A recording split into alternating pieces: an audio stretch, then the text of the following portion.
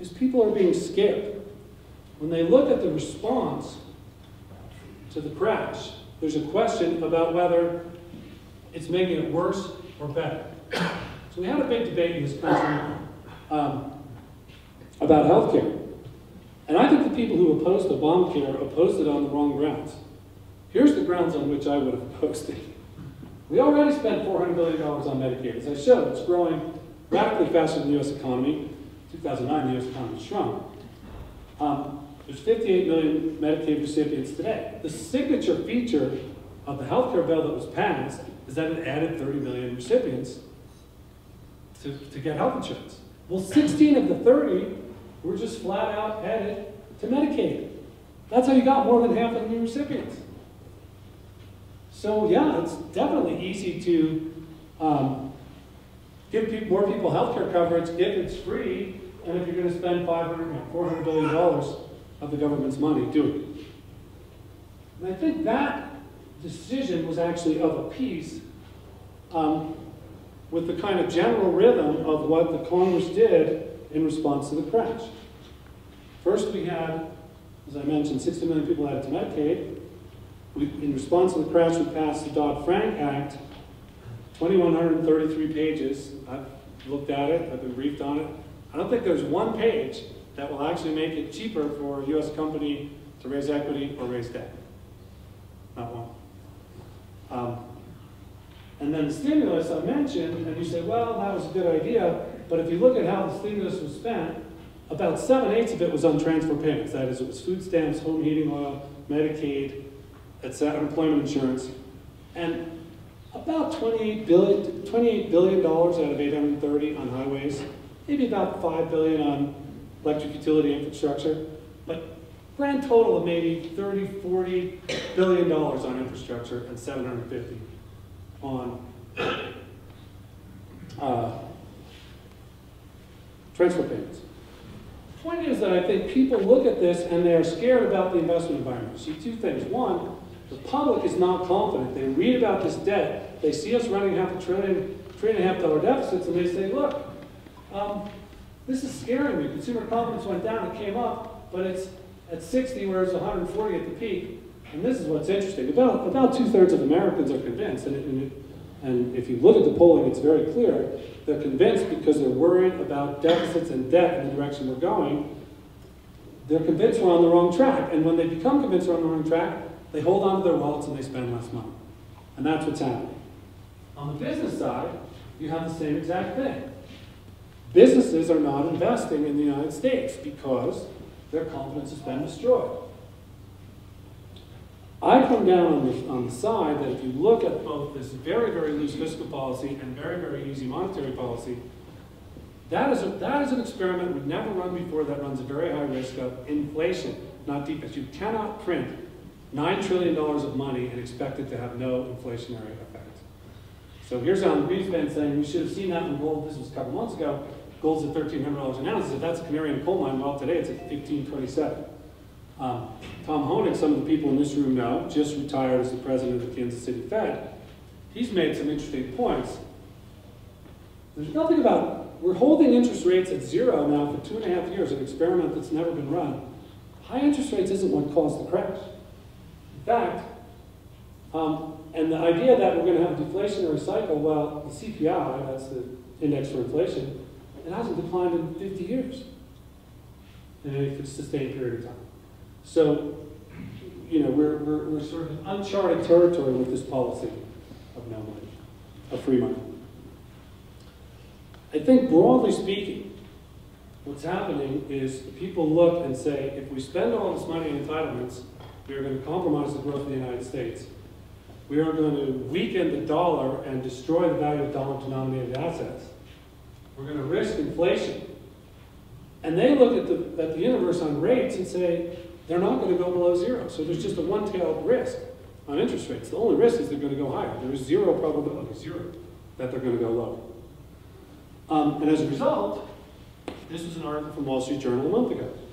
American businesses are investing, they're taking that cash, but they're investing in markets where they think there's a higher growth prospect. All these companies have large amounts of revenues generated overseas, They make a lot of their products overseas. If they bring the capital back, it's taxed at 35%. So they're trying to figure out how can they perform their R&D overseas and just move more of their operations overseas. And one of the reasons is they're worried about both the growth prospects in the United States, but also the talent pool here, and that gets into how we spend the money, which I'm going to cover in a minute. Before I go into how we spend the money, I want to do one quick aside. How do you fix it? As I said at the outset, there are two dots, right?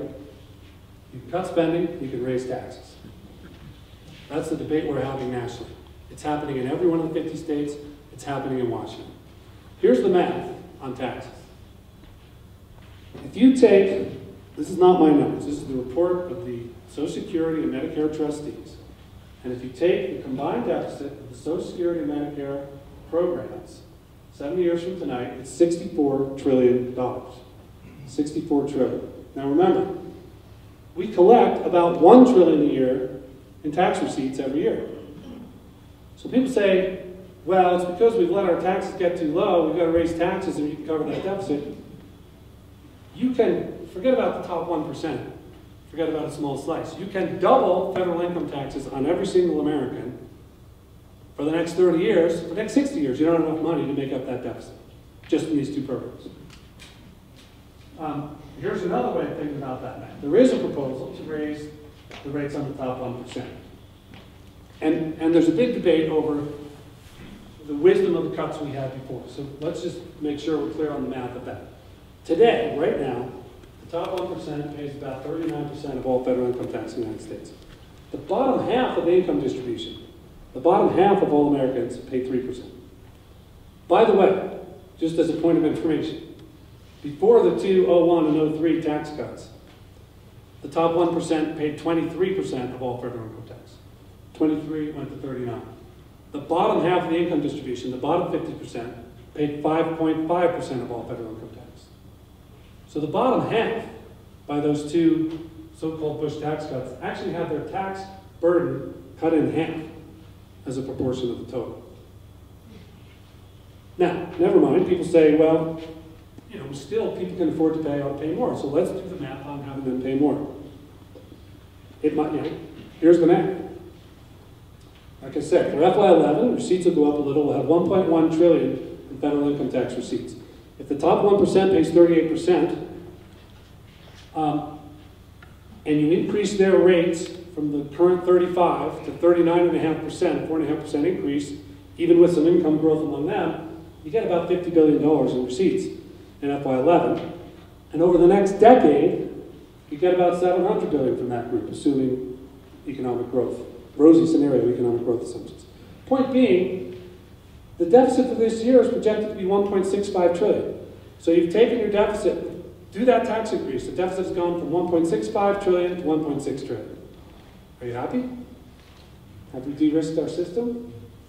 Similarly, if you do it over 10 years, the cumulative deficit over 10 years is almost $10 trillion, and you're generating about $700 billion of receipts. So you've solved about 7% of the problem. Okay, let's make it up with corporate tax rates. The United States today has the second highest corporate income tax rate in the world, the highest being Japan, and Japan has a measure going through Parliament now, which will cut it. So here's the trend of our competitors, of all OECD countries, have gone from an average rate of 32 down to 24, we have 35. So we will now have the distinction of having the highest corporate income tax rate in the world. And that's one of the reasons companies are locating manufacturing facilities, research facilities, and other facilities overseas. The key part is this, though. It is not just how much you're spending, it's what you spend it on. A lot of people say, we're going to be all right because America's the home of innovation, America's the home of growth. We can do this. We can grow our way out of this. So the question I would ask is, are we making the investments that will lead us to growth? And a small aside here, in my career I spent 2 decades financing high growth, emerging growth companies, mainly in technology and in life sciences. First as an investment banker for a decade, then as a venture capitalist. In fact, I was chairman of the association in the United States, the National Venture Capital Association, where we represented all 500 VC firms in the country. If you look at the last 30 years, the United States basically had twice the economic growth rate and half the unemployment rate of Europe for 3 decades in a row. How did we outperform them so dramatically? Here's one reason. If you take the venture capital sector, companies that were backed by high technology venture capital in that same 30 years, that group of companies, as of a year or 2 years ago, employed 12 million Americans. They had sales of 2.9 trillion, 21% of US GDP. And that is on venture capital invested capital during the period that was far less than 0.5%. So venture capital, startup companies, we all hear politicians say small businesses are creating all the new jobs. That is true. Small businesses create most of the new jobs in the United States. And there's been no sector more productive than the high technology venture capital sector. It's not just technology companies, by the way. All these were companies that received venture capital financing in the last 30 years.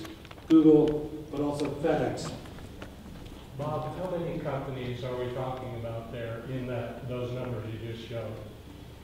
It's on the order of 10,000 companies. Thank you. By the way, the biggest beneficiary was California. Wyoming ranked 50th out of 50 in venture-backed jobs. That's one of the things I'm doing here is deploying more venture capital in Wyoming.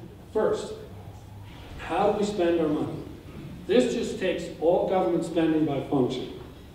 So I showed you university research, K-12 education. Well, here's the line for government spending on R&D as a percentage of GDP, government spending on education as a percent of GDP, here's government spending on healthcare. This is why when a politician stands up, I would say to you, and says, I will never touch Medicare, I will never touch Medicaid, they can't be reformed. Here's how you should translate that statement. I will never invest in education, I will never invest in university research, I will never invest in highways, I will never invest in broadband infrastructure, I will never invest in environmental protection, I'll never invest in energy. Because that's the implication in that statement. And it's not just the federal government. When the federal government and the Medicaid program, the states on the core program match 50%. In other words, the federal government pays half and the states have these federal rules and they've got to pay the other half. Now in the health care bill that was just passed, they said, oh, this is going to be great, you should be for this, because in the beginning, emphasis on in the beginning, the feds are going to pay 100%. Isn't that great? And over time, that phases down.